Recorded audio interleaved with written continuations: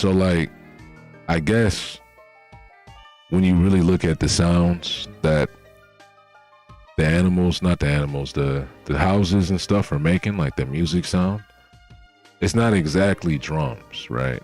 You can kind of see that it's not exactly drums. It's definitely, it's the same type of thing as the drums of liberation, I think, but they're not drums, right? We can tell that. An emu, super tall, right? Super tall, always surrounded by flames. It seems like he's always gonna have flames around him. When he landed on the ground, each time he had flames. All right.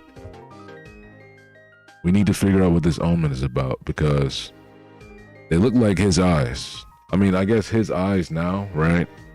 He has more rings in them, right? But the fact that his eyes had rings in them in the first place, it was always a thing. And these eyes on the back of the omen look more similar to his original, eyes when he was emu. Like when he was like, up in Elbath. I mean, not Elbath, when he was up in Mary Joie. So I'm thinking this black shadow, this black dark flame stuff, feel like he probably was like made up of that the whole time. That was probably what his body was. Like, even the way Loki says later on in the chapter that, later on in this chapter, he says, here in the real world, you deal with me. So like, I know like everywhere is the real world, right? Mary Joie isn't like a fantasy land, but I think he meant that in a different way, because like emu's physically here. Like I think he knows that this person is usually up in Mary Joie as this like mysterious shadow thing, right? He probably knows at least that. But Dorian Broggy, I'm surprised he didn't say anything to Dorian Broggy. I guess they're beneath him, right? I thought he would have said something. I mean, he did say something. He said the king of this land, like, who's the king of the land? And it's kind of weird for him to say that when he previously literally just took over Dorian Broggy and named them the new kings of Elbath, because he like kind of already understood there was no current king. Right? I mean, I guess like, Mountain Beard is kind of like the king, but he's not really the king. He's just the chief, right? He's just the elder of Elbath. He's not really the king. He doesn't use the throne room. They don't move like that. So it's kind of weird for Emu to say that when he knows there is no king right now. Right? And then we get Gerd. She didn't even do anything, man. She got to lose some fingers. She didn't do anything. And her fingers are gone. That's how the attack started. So, yeah, Emu, I guess, like, you can't expect him to start killing people, right? He has no reason not to, like, kill somebody here. He could have just cut Gerd's head off if he wanted to. You know what I mean? But this is not that type of story. So at least we're getting, like, we're showing how threatening he is through a different means, because he's not going to like land fatal blows on people right now. He's literally injuring and maiming people instantly. That's something that you don't really see from other characters doing to strong characters, right? Like, that doesn't happen. That doesn't happen. Like, oftentimes it's at least a little bit of a struggle or a fight, back and forth, or some sort of a fight that happens. No-named characters, only no-named characters get ran up on and instantly like maimed to you lose a limb. That happens to them, not people that are strong and that we know can fight. Like Harden probably would have got way more messed up than this guy did, losing a leg. If Stanson didn't block it, he would have lost his whole arm. That shit was in line for his arm. He would have lost his whole arm from the shoulder down. And he would have been a one-armed king of Elbath if he ever became king anyway. But yeah, Zoro ran into after that. And I feel like I did see. I didn't see much about the chapter, right? I didn't see any spoilers, but I heard people talking like I didn't see what happened, but I knew that Zoro and Sanji were gonna like try to attack Imu, right? And I heard people saying, like, you know, now I know that Zoro swings at him with the sword and Onigiri, and Sanji clashes with his leg. But before I knew how they clashed with Imu, I heard people saying that, oh, Sanji's like probably stronger than Zoro now because he was able to like actually attack Imu or something like that, right? I see what they're talking about now, but now you can't really say that. You can't really say that, right? You can't say that. It's like if Zoro didn't have his swords, you think he couldn't like punch Sanji hard enough to hurt him because he lost his sword? You know what I mean? Like, no. It doesn't matter if Imu blocked with his tail, if he blocked with his sword, or if he blocked with his foot. He knocked everybody away, okay? That's the end of the story. He knocked Zoro away with an omen. And Sanji got hit with an even bigger omen. I don't know why, but Sanji could be dead. I mean, he has a Germa body, right? He has a Germa body. What if Sanji's like face gets peeled back and we see like some robot skeletal system going on? Right? We see the robot bones under Sanji's face like the Terminator. That'd be wild. But yeah, Imu. So I like this scene too, right? He cups his hand together to make a bigger omen blast. He has the double OK. I wonder why Oda chose to use like the OK hand sign with your pinky. I'm not your pinky, your pointer finger and your thumb, and you know the three fingers are extended. That's the OK. He has his palm outward while doing it. That shit looks kind of cool, but like I wonder why he chose that. He could have just had him. I mean, it would have been kind of. It wouldn't have been unique if he just had him stick his hand out and he knocked somebody away. You know, we see that in Dragon Ball. We see that you know, everywhere. When somebody can use ki and like internal energy or some shit like that, they stick their hand out and fire the blast. We see that all the time. So the OK sign, that shit's kind of sweet. I like it.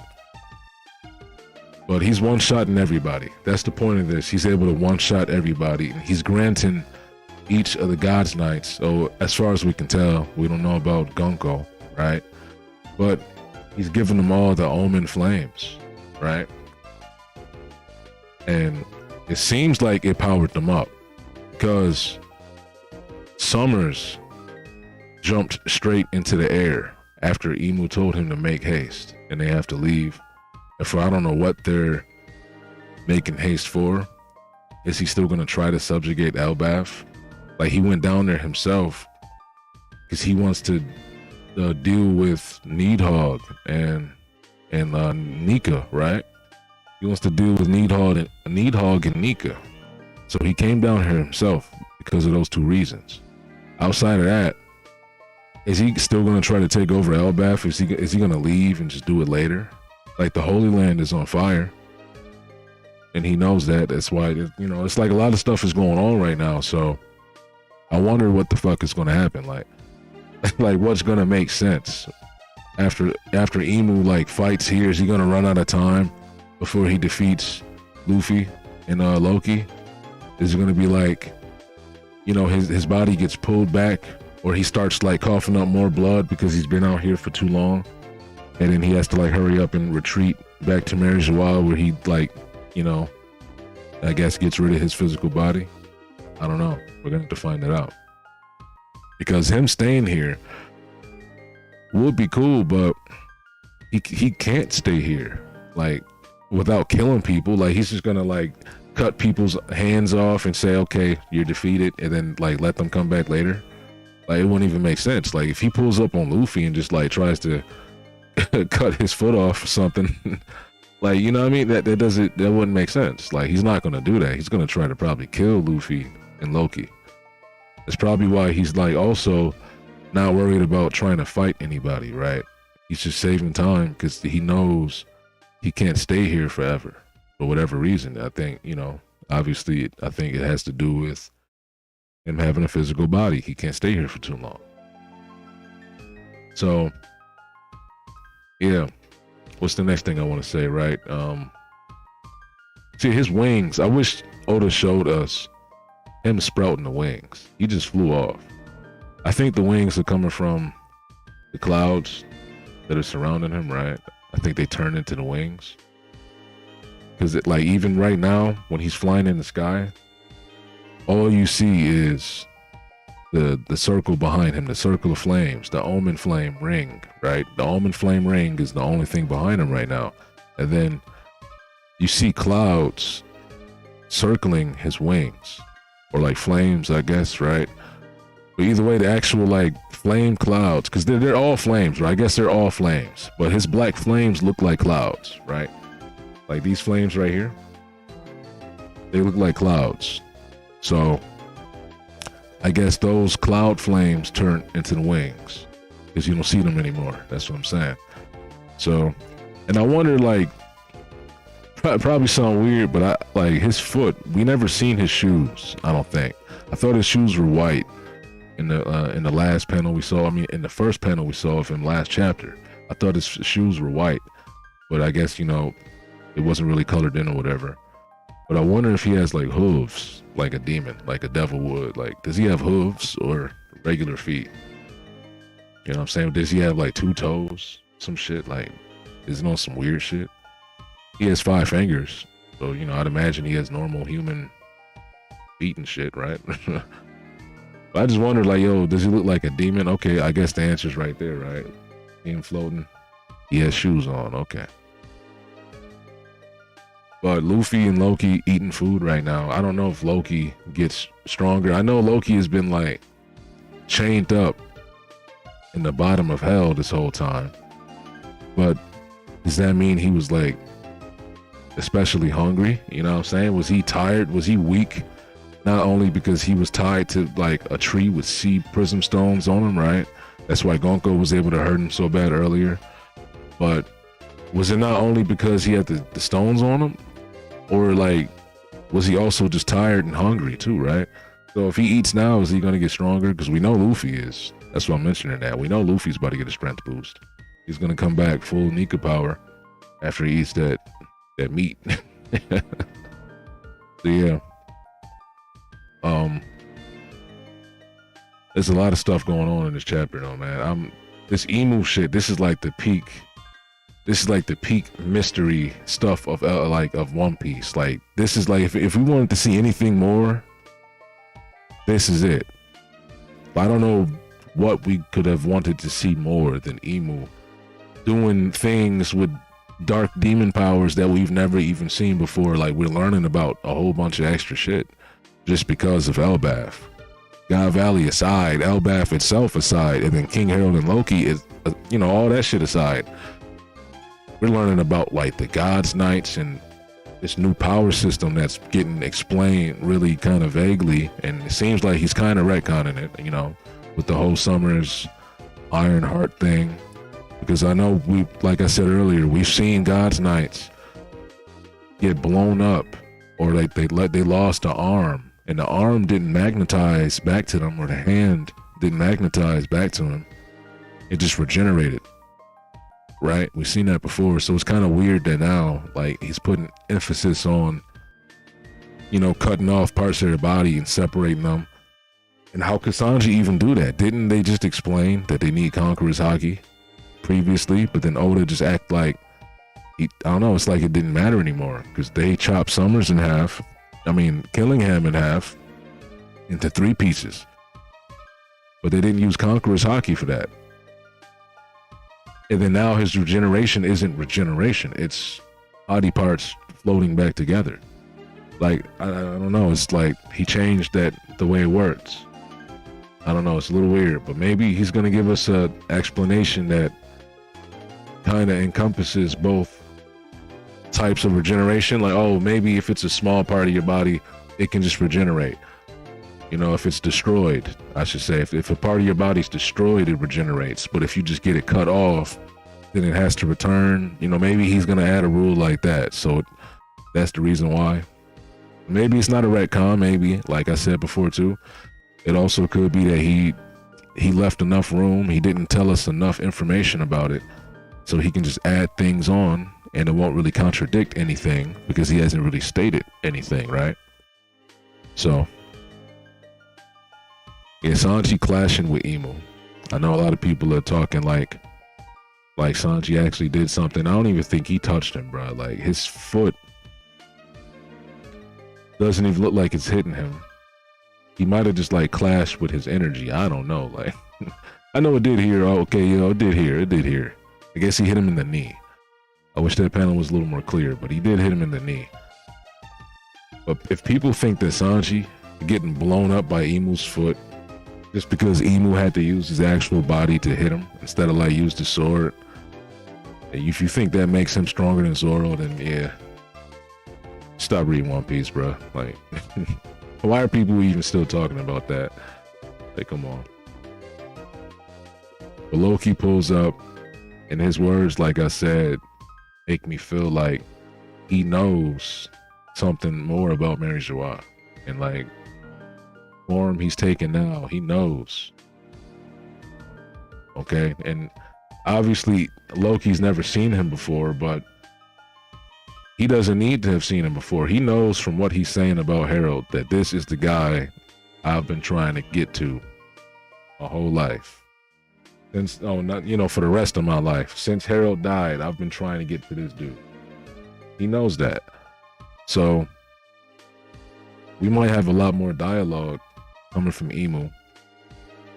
I hope he talks about some more. He didn't say anything in this chapter, right? I was hoping he did. I hope, you know, he looked around, talked about Elbath. Maybe he said, oh, I haven't been here so long. I don't know. I wanted Emu to say something about anything to anybody or to himself. I wanted him to monologue, right? He said a couple things, but nothing too groundbreaking, you know, stuff that we know before. We knew about it. So I want him to talk about something. I want him to explain something. Like, you can't touch the Omen Flames because A, B, C, D. Oh, you will never stand a chance because blah, blah, blah, blah, blah. Or like, I remember the last time I fought Needhog, this, and that, you know, like something. I want him to comment on something. Like, talk about the fact that Loki has ancient giant's blood in his veins. And then what does that mean to Emu, right? I thought I got rid of all the ancient giants. Like, I don't know, like he has to say something. I don't know. Or we share the same blood. Maybe he'll say that because they both have horns on their head. We share the same blood. The ancient giants come from the demon clan. I don't know, like I need to know something, right? That's what I'm saying. So Emu has to tell us something indirectly or directly through his dialogue. Because this chapter, we didn't really get it, but we got him doing a lot of cool shit. Outside of that, I didn't get the Emu, like, exposition that I wanted. I didn't get any exposition, get any lore drops, right? But I'm still thinking it's going to happen. Mainly through him talking about Needhog and Nika. I think those two might happen. Or, you know what, he could, because I think Emu has lived even before the voice entry, right? That's why he knows about Nika in the first place. So I think he's lived way before then.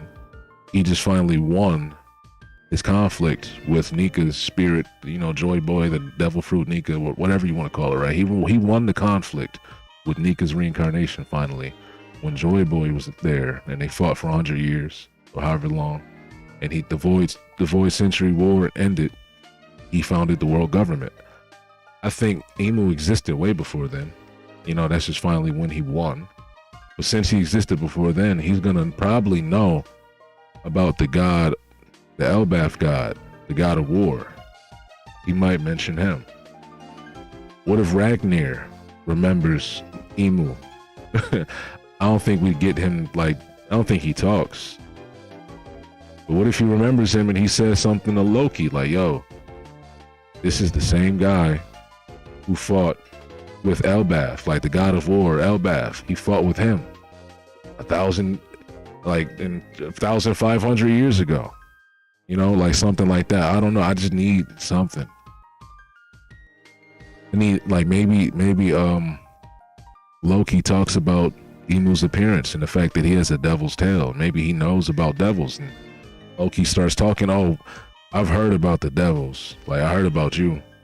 I know about your kind, right? Wasn't one of the nightmare monsters a devil too? Oh, now that I think about it, I might have to go back.